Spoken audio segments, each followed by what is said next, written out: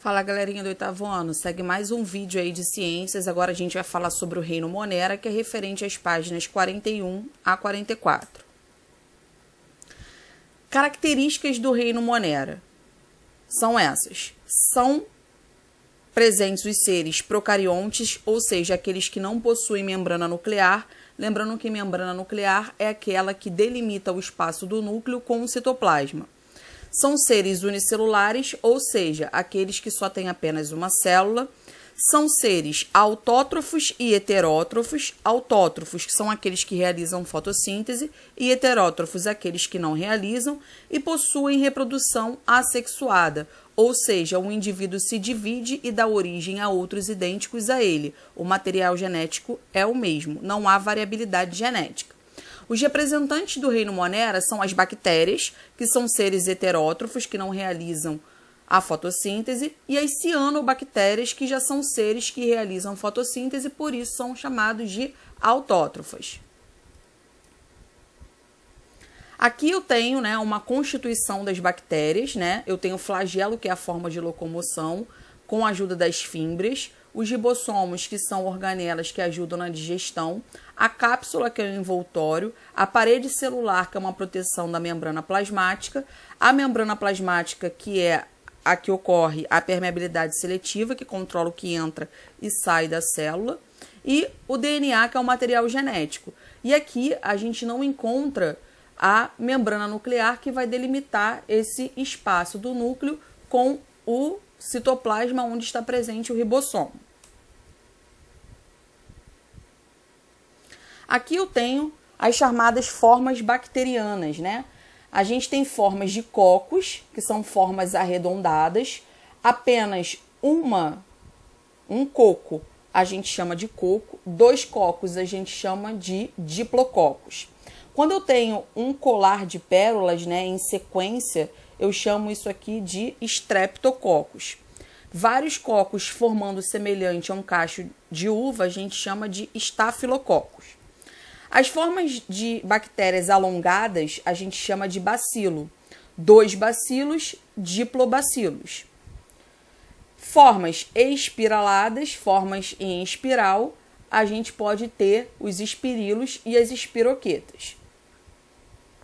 Então aqui, eu tenho uma atividade que mostra para vocês, para a gente poder tentar entender quais são essas formas bacterianas. Aqui na letra A, eu tenho os cocos. Na letra B, eu tenho os diplococos, que são 2 cocos juntos, streptococos, estafilococos, bacilos, vibriões e espirilos. São formas espiraladas. Reprodução bacteriana. Como eu disse anteriormente para vocês, a reprodução ela é assexuada, não tem envolvimento de gametas. Primeiro tipo de reprodução é a bipartição, que foi aquelas que eu comentei no início. Um ser se divide e dá origem a outros idênticos a ele. Apenas há a divisão da célula. Já no caso da conjugação, um ser transfere para outro ser o seu material genético. Mesmo assim, os seres continuam sendo idênticos, não muda nada. Quando a gente fala de bactérias, a gente sempre pensa que ela só traz doenças. Pelo contrário, ela tem até mais benefícios do que prejuízos. Os benefícios: as bactérias elas atuam na cadeia alimentar no 3º nível de transferência de energia. As bactérias são chamadas de seres decompositores. Elas reciclam a matéria orgânica que são restos de animais e vegetais.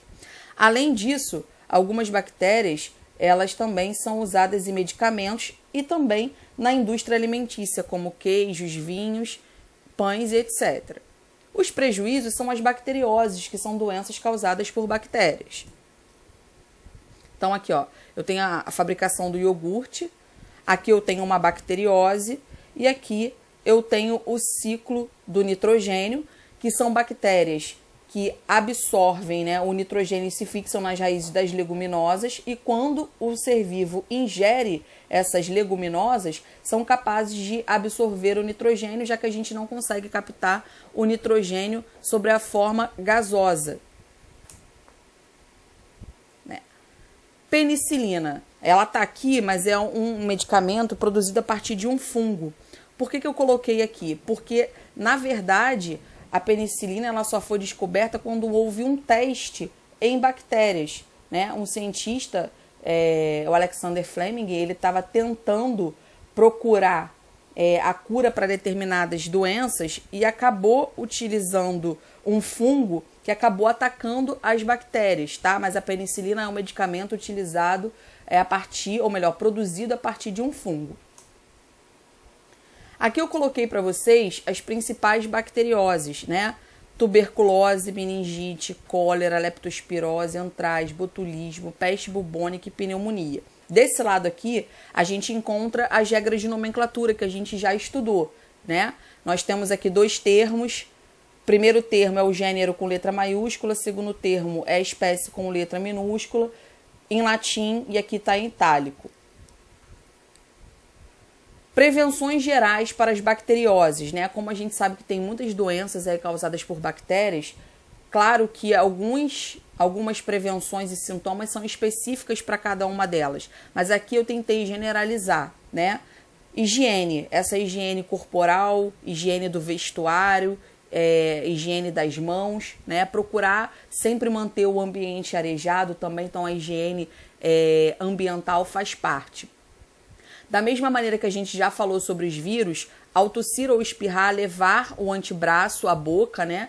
E depois a gente fazer a higienização do local, porque não adianta a gente espalhar essas gotas de saliva, como a gente já falou em vírus, e a gente não fazer a higienização e sem querer apertar a mão de um colega, e esse colega vai e coloca a mão na boca, nos olhos e no nariz. Então a gente precisa evitar a propagação dessas gotas de salivas contaminadas e fazer a higienização do local também, né? Existem várias vacinas para prevenção de bacterioses, então essas vacinas elas vão combater a ação dessas bacterioses no organismo. E manter sempre o ambiente arejado para que não haja a contaminação.